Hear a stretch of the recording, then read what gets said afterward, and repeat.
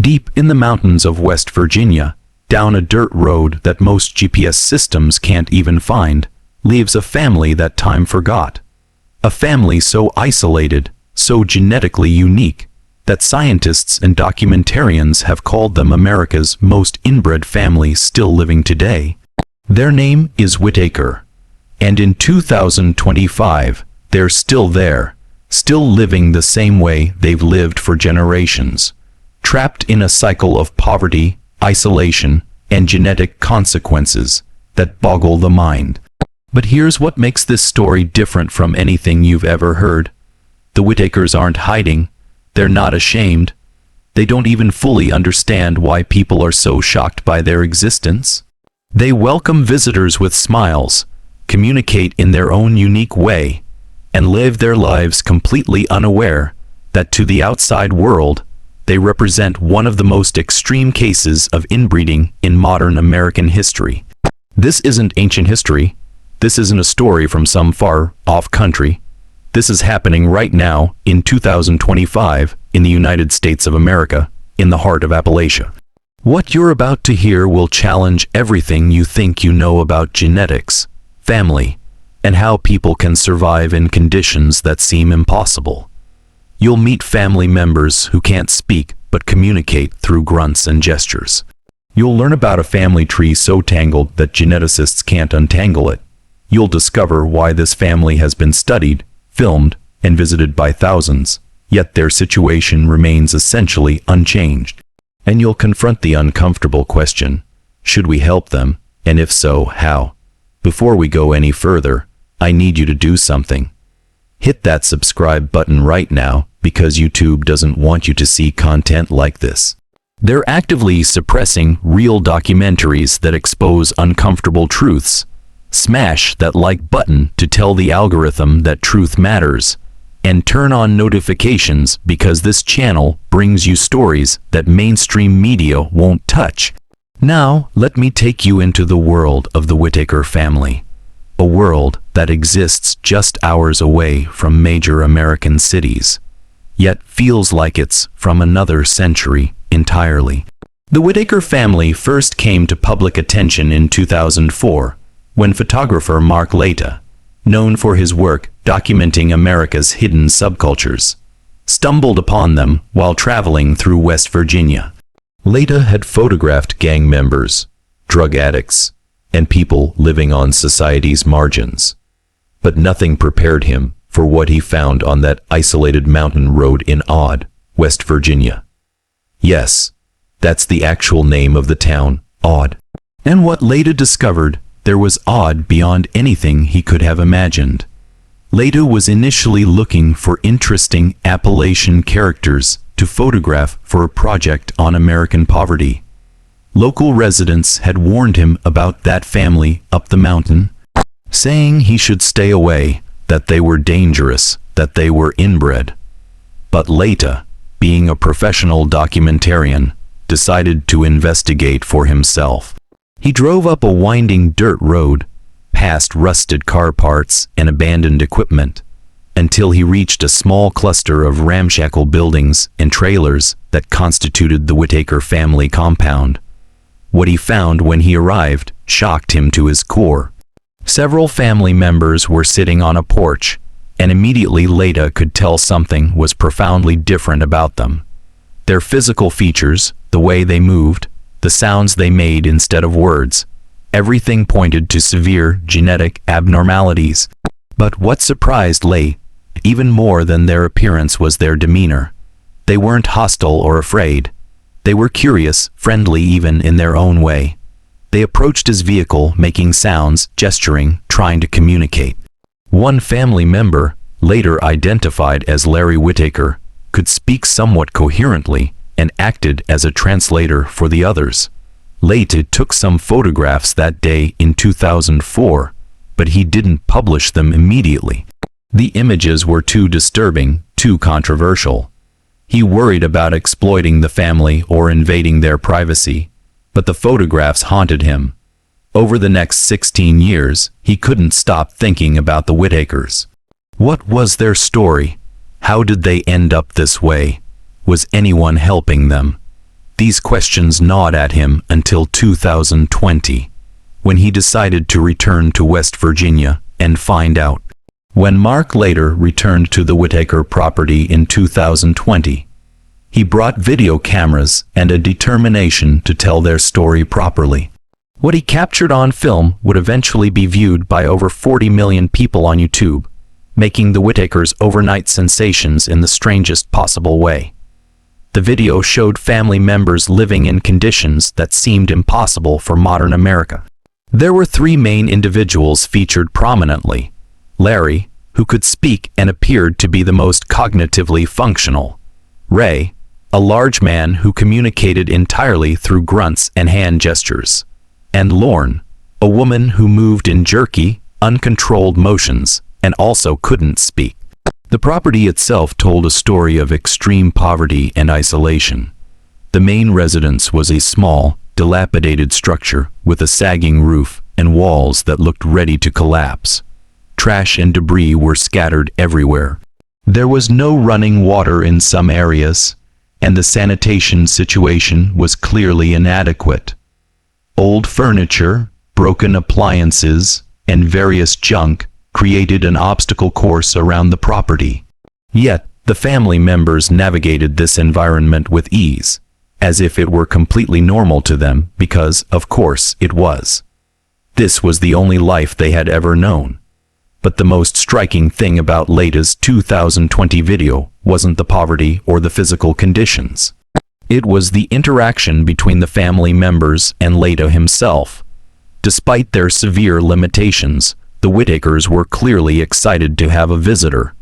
They smiled, laughed, and tried to communicate. Ray, though unable to speak, was particularly animated, making sounds and gestures that Larry translated.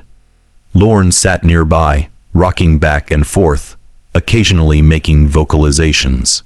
And Larry, speaking in a thick Appalachian accent with somewhat slurred speech, answered Leta's questions as best he could, though many of his responses were vague or contradictory. The video went absolutely viral.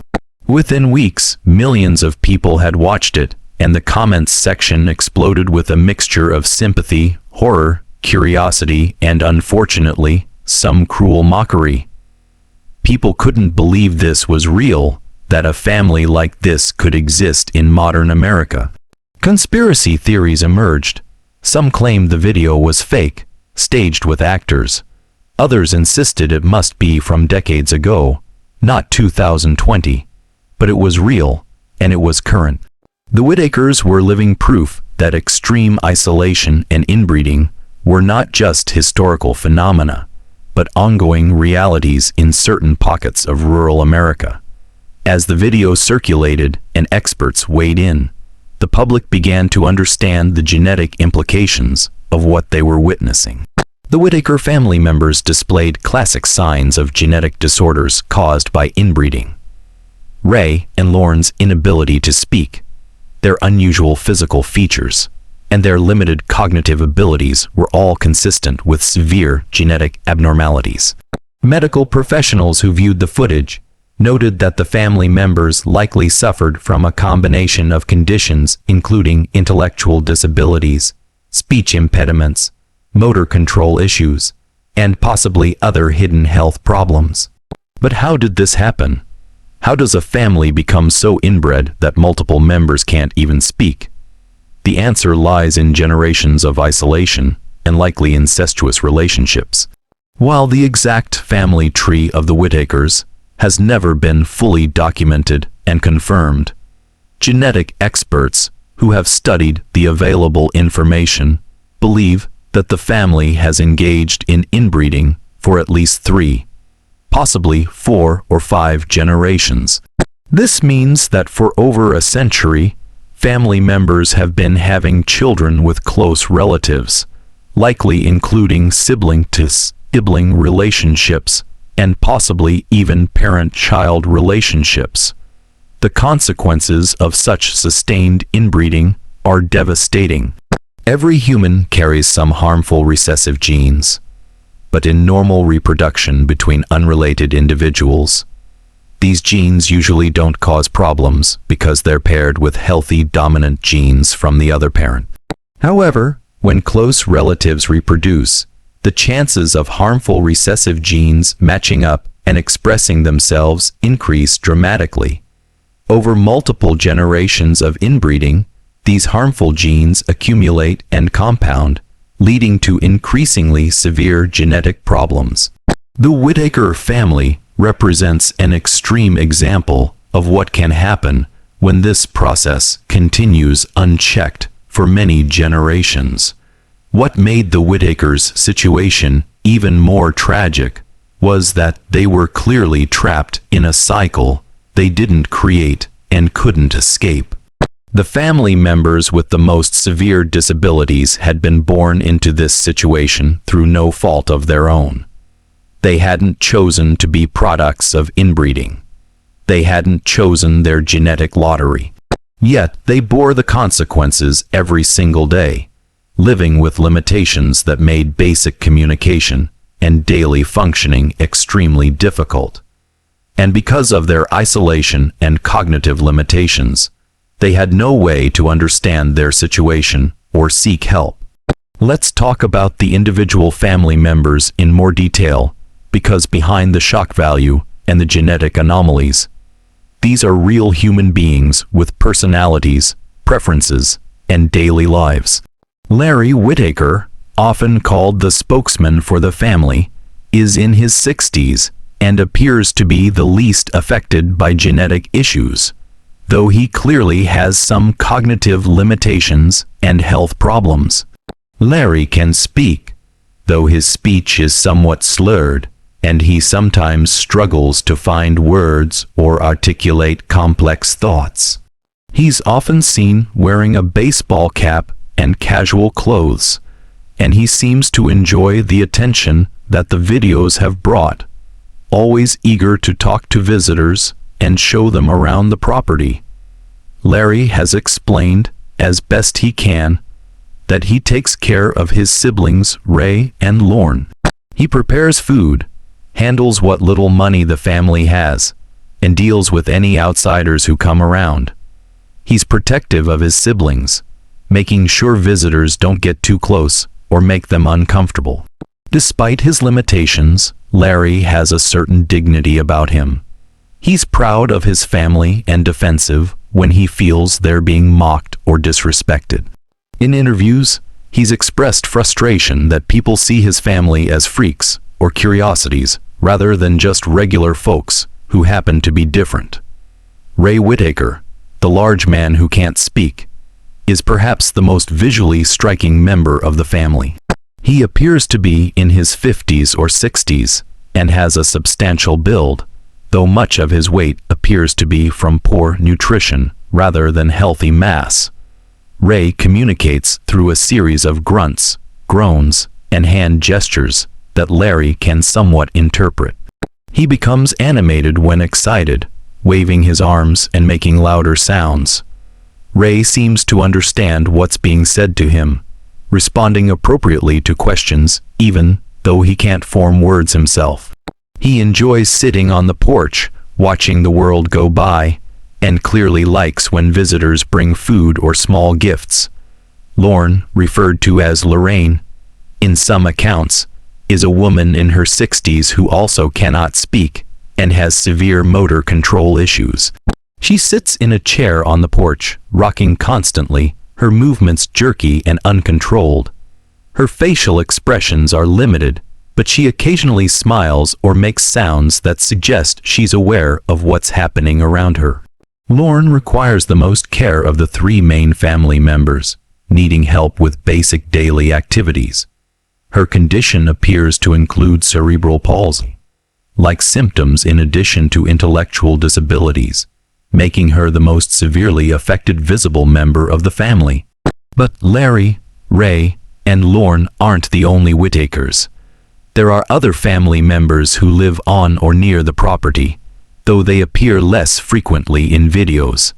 Some have slightly better functioning and can hold simple conversations. Others are even more severely affected than Ray and Lorne.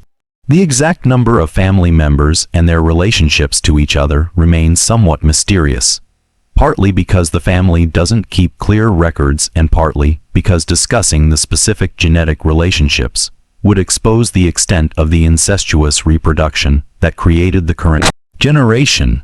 What does a typical day look like for the Whitaker family? From what Mark Leda and other visitors have documented, their routine is simple and repetitive. They wake up whenever they wake up. There are no jobs to go to or schedules to keep. Breakfast is whatever food is available, often simple, unhealthy items like processed snacks or cheap canned goods. The family has received food assistance from the government and from concerned citizens who have sent donations after seeing the videos. But nutrition and meal planning remain challenges. The family spends most of their time sitting on the porch of their main residence, watching the road and waiting for something to happen. This might sound boring, but for people with severe cognitive limitations and no exposure to modern entertainment or technology, it's simply how time passes. They talk among themselves, though this communication is limited to Larry's speech and the various sounds and gestures that Ray and Lorne make.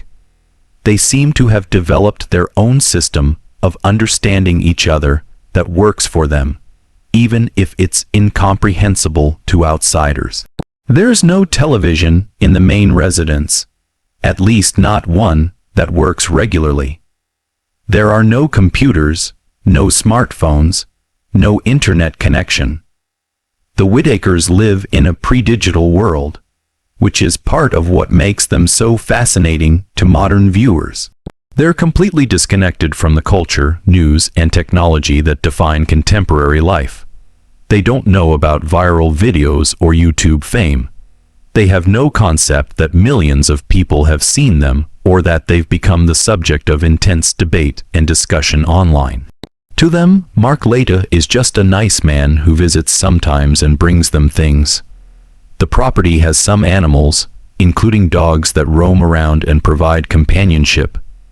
The family seems to love their dogs, and the animals appear well fed and happy despite the overall impoverished conditions. There's also various wildlife in the surrounding mountains, and the family is comfortable with the rural, natural environment. They've lived here all their lives, and the woods, the dirt road, and the isolation are all they know. To an outsider, the setting might seem lonely or even frightening, but to the Whitakers, it's home. One of the most poignant aspects of daily life for the Whitakers is the absence of what most people would consider basic necessities. Healthcare is virtually non-existent. None of the family members see doctors regularly or have their conditions treated or managed. Dental care is non-existent. Ray, in particular, has visible dental problems that have never been addressed. Mental health support, nothing. Educational or therapeutic interventions that could improve their quality of life, none.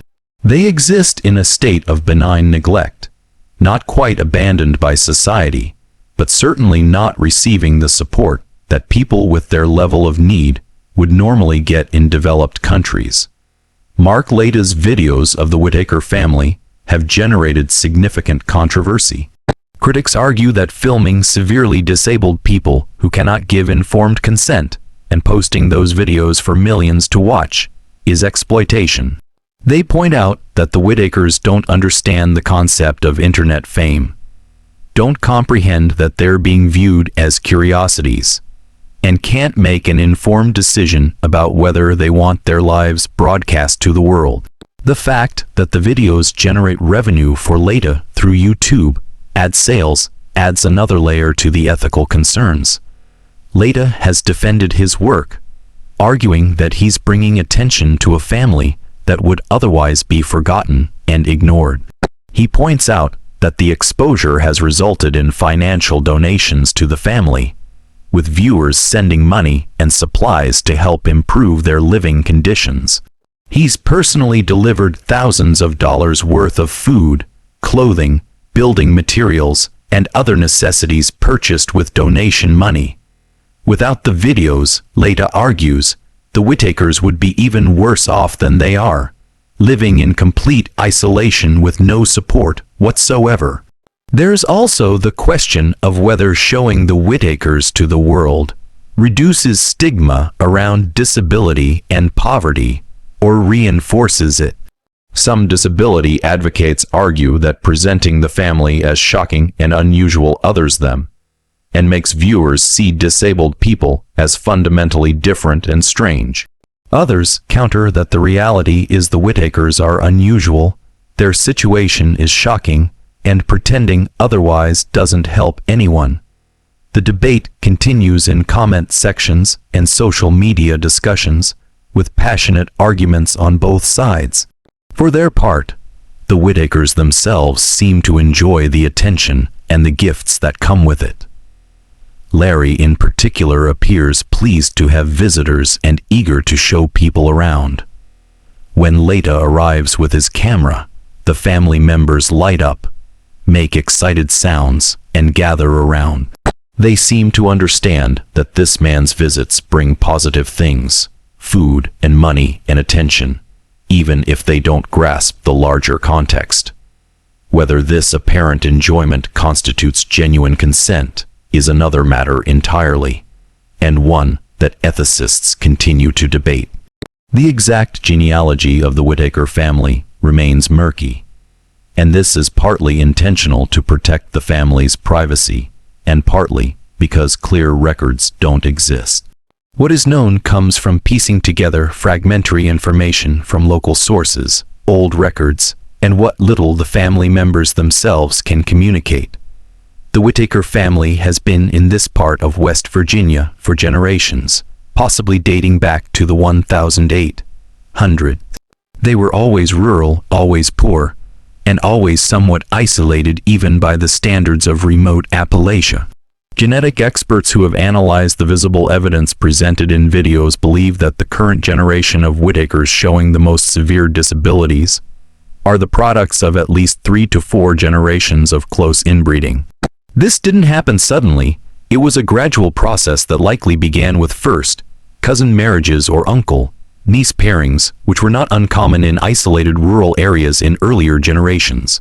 Over time, as the family became more isolated and the genetic pool became smaller, the relationships likely became closer, possibly including sibling-to-sibling reproduction.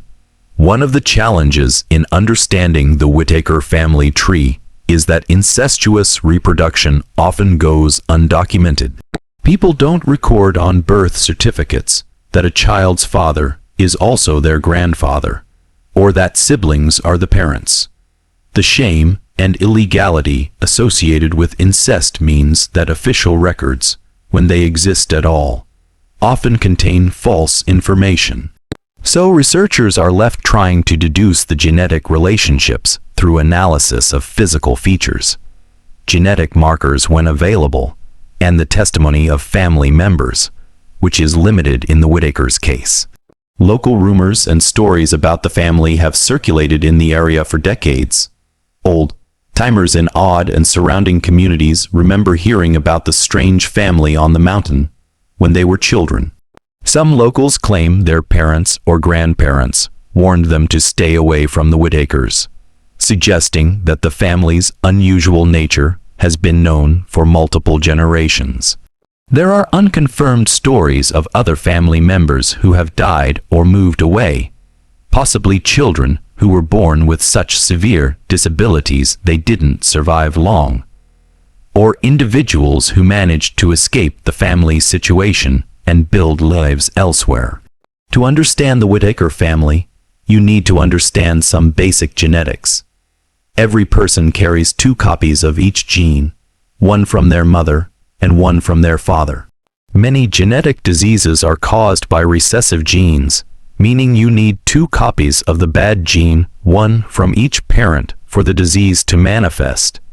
If you have 1 good copy and 1 bad copy, you're a carrier but don't show symptoms. When unrelated people have children, the chances of both parents being carriers for the same rare recessive disease and both passing on the bad gene are very low. But when relatives reproduce, everything changes. Close relatives share large percentages of their DNA. Siblings share about 50% of their DNA. Parent and child share 50%. First cousins share about 5%, and so on. When people who share DNA have children together, the chances of rare recessive genes matching up increase dramatically. First, cousin marriages increase the risk of genetic disorders in children by about 2-3%. Sibling reproduction increases it by 25-50%. And when inbreeding happens over multiple generations, harmful recessive genes accumulate in the family line, and the risks compound with each generation. The Whitaker family appears to be suffering from a combination of genetic disorders, likely including intellectual disabilities, speech disorders, motor control problems, and possibly other conditions affecting internal organs and systems that aren't visible. Some family members show signs that could be consistent with conditions like developmental delay, autism spectrum disorders, cerebral palsy, like symptoms, and possibly rare genetic syndromes caused by recessive genes.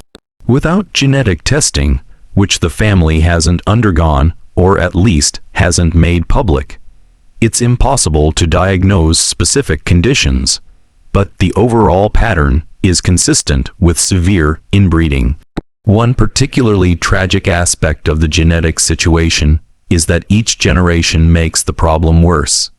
If Ray or Lorne were to have children, and those children were also products of inbreeding within the family, the next generation would likely be even more severely affected. The genetic damage accumulates. The pool of healthy genes shrinks.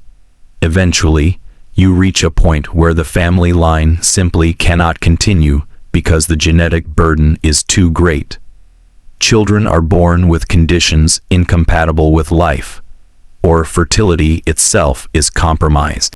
The Whitakers may be approaching this limit if they haven't already reached it. Genetics explains how the Whitakers ended up with their conditions, but it doesn't explain why the inbreeding happened in the first place. For that, we need to understand the social and economic forces that create situations where families become dangerously isolated and insular. Appalachia, the mountain region stretching from Pennsylvania to Alabama, has long been one of America's most economically depressed areas. Jobs are scarce, education is limited, and geographic isolation is severe.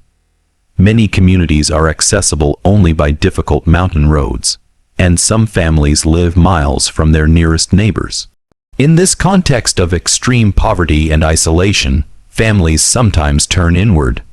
When there are no economic opportunities, no reason to travel to larger towns, and no influx of new people into an area, the pool of potential marriage partners becomes very small. If a family is particularly poor, uneducated, or stigmatized within their small community, the pool shrinks even further. Historical accounts suggest that in some Appalachian families, incestuous relationships began almost by default. There simply weren't other options, or at least that's how it seemed to people with limited understanding and even more limited choices. There's also the factor of abuse and power dynamics within families. When incest occurs, it's rarely about love or genuine choice. It's usually about the abuse of power, with older or stronger family members coercing younger or weaker ones into sexual relationships. Once a pattern of incest becomes established in a family, it can be perpetuated across generations, with each generation normalizing what happened to them and repeating the pattern with the next generation. Children born from incestuous relationships may not even understand that what happened to their parents or what's happening in their family is unusual or wrong. The Whitaker family's isolation was probably both a cause and an effect of their inbreeding. Early incestuous relationships may have led the family to isolate further to avoid scrutiny and judgment. This isolation then made it even more likely that inbreeding would continue because there were no outside partners available. Over time, the family would have developed its own insular culture, where their situation seemed normal because it was all they knew. The cognitive disabilities in later generations would have made it even harder for family members to understand that their situation was unusual or to seek help in changing it. One of the most disturbing questions raised by the Whitaker case is whether new families could end up in similar situations, or if this is purely a legacy of earlier eras. The answer is complicated. On one hand, modern society has more safeguards than existed in past generations. Child protective services, mandatory schooling, welfare checks, and greater social connectivity all make it harder for families to become as isolated as the Whitakers. There's also greater awareness of the dangers of inbreeding and stronger legal prohibitions against incest in all states. On the other hand, the Whitakers are living proof that these safeguards aren't perfect. They've existed in their current state for decades, right under the nose of modern American society, and no intervention occurred until they became internet famous. This suggests that in remote rural areas, families can still slip through the cracks, especially if they're not actively causing visible problems for others. If a family keeps to themselves, doesn't send their children to school claiming homeschooling, doesn't access social services, and doesn't attract attention, they can remain hidden indefinitely. There are likely other families in situations similar to the Whitakers, though perhaps not quite as extreme, living in remote areas of Appalachia, the Ozarks, the rural Southwest, or Alaska. These families exist in a gray zone, not quite off-grid enough to trigger intervention, but not integrated enough into society to receive help. They're the forgotten Americans, living in pockets of poverty and isolation that most people don't know exist or prefer not to think about. The Whitakers just happen to be the ones who got filmed and went viral, but they're probably not unique. The Whitaker family's life has changed somewhat since their story went viral, though perhaps not as much as you might expect. The biggest change has been the influx of donations and support from people who saw the videos and wanted to help. Mark Leda has delivered thousands of dollars worth of supplies to the family, including food, clothing, building materials, and other necessities. Some improvements have been made to their living conditions, like repairs to their structures and providing better access to food and basic supplies. However, the fundamental nature of their existence hasn't really changed. They're still living on the same property, in the same basic structures, with the same isolation. The family members still can't speak or care for themselves independently. They still have no access to regular medical care or therapeutic interventions that could improve their quality of life.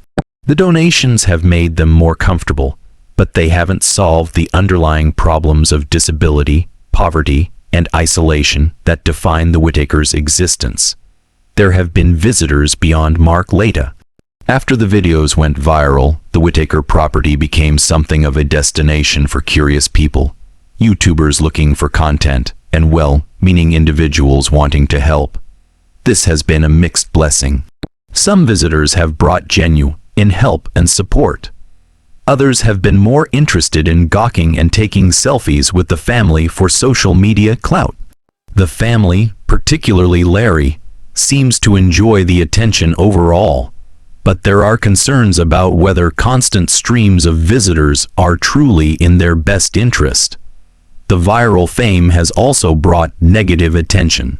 Internet trolls have mocked the family mercilessly. Cruel memes and jokes have circulated. Some people have made pilgrimages to the property specifically to laugh at the family or create content mocking them. This dark side of internet fame is something the Whitakers themselves don't really understand.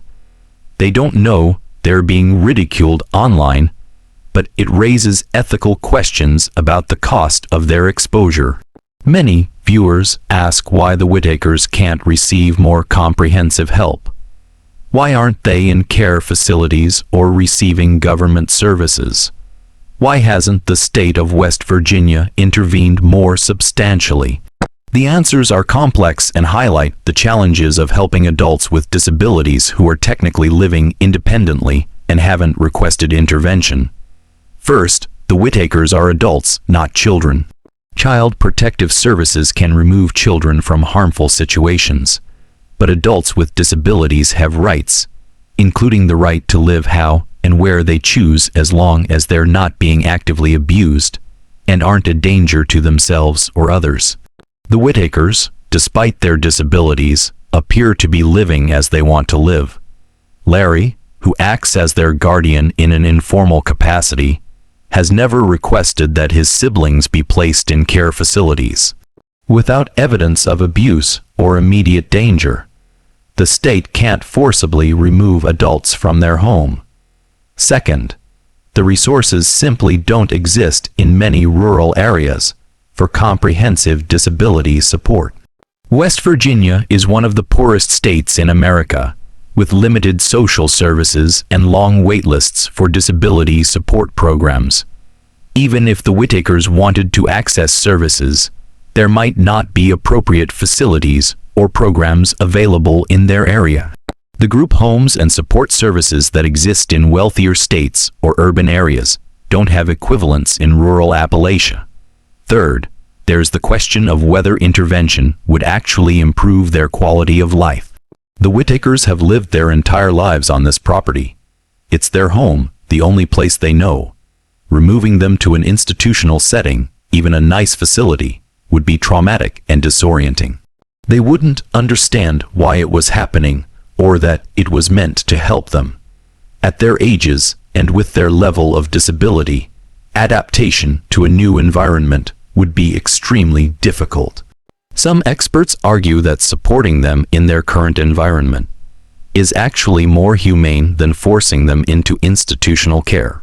Ethical questions we must confront. The Whitaker family forces us to confront uncomfortable questions about poverty, disability, individual rights, and society's responsibilities.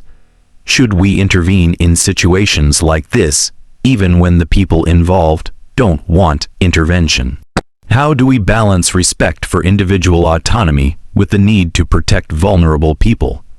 Where do we draw the line between cultural differences or lifestyle choices and situations that require intervention? There's also the question of prevention.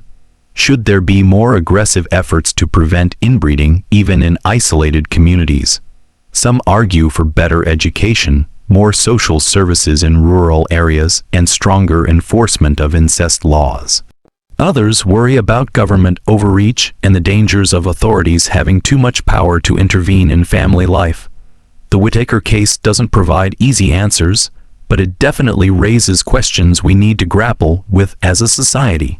We also need to think about how we talk about and portray people like the Whitakers. Is calling them America's most inbred family respectful or exploitative? Does documenting their lives raise awareness and sympathy, or does it turn them into freak shows for modern audiences? These questions don't have clear answers, but they're worth asking. The Whitakers are human beings with dignity, even if their situation is extremely unusual. How we talk about them says as much about us as it does about them. The future for the Whitaker family is uncertain. Larry, Ray, and Lorne are all aging. Larry appears to have health problems, and his role as caretaker for his siblings becomes more precarious as he gets older. What happens when Larry can no longer care for Ray and Lorne? Who will step in? Will the state finally have to intervene and place them in care facilities? Or will other family members take over the caretaking role? There's also the question of whether the Whitaker family line will continue. Are there younger Whitakers who might reproduce and create another generation? This is one aspect of the story that hasn't been fully explored in public documentation, likely deliberately to protect privacy. But it's a crucial question because it determines whether we're witnessing the end of a tragic multi-generational cycle, or whether that cycle will continue into the future. What's clear is that the Whitaker family will remain an object of fascination, study, and debate for years to come. They represent an extreme case that illuminates larger issues about poverty, genetics, isolation, and the limits of American society's safety net. They're a reminder that even in the modern United States, people can live in conditions that seem impossible, falling through the cracks of systems that are supposed to catch everyone. The Whitaker family is still there today, in 2025, living much as they've always lived. They're sitting on their porch, watching the road, waiting for visitors, completely unaware that millions of people around the world know their names and their story. They're a living testament to what can happen when isolation, poverty, and genetic factors combine over multiple generations. They're victims of circumstances largely beyond their control, born into a situation they didn't create and couldn't escape. But they're also survivors. Despite their disabilities, despite the poverty, despite everything working against them, they're still here. They've found ways to communicate with each other, to care for each other, to make a life in the only way they know how. There's something almost admirable in their persistence, even as we recognize the tragedy of their situation. As we close out this documentary, I want you to think about what the Whitakers represent. They're not just a curiosity or a shock value story. They're a mirror that shows us the parts of America we'd rather not see. The poverty, the isolation, the people who fall through the cracks. They remind us that genetics can be cruel, and that the circumstances of our birth determine so much of our lives in ways that aren't fair or just. And they challenge us to think about what we owe to our most vulnerable citizens, and how we can build a society that doesn't leave anyone behind. If this story has moved you, if it's made you think, if it's opened your eyes to realities you didn't know existed, please share this video.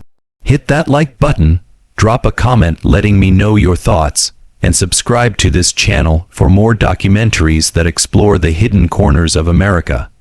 The Whitakers' story isn't over. They're still there, still living, still surviving. And as long as they're there, their story deserves to be told with honesty, compassion, and respect. Thank you for watching. Until next time, remember that behind every shocking headline is a human story, and every human story deserves to be heard.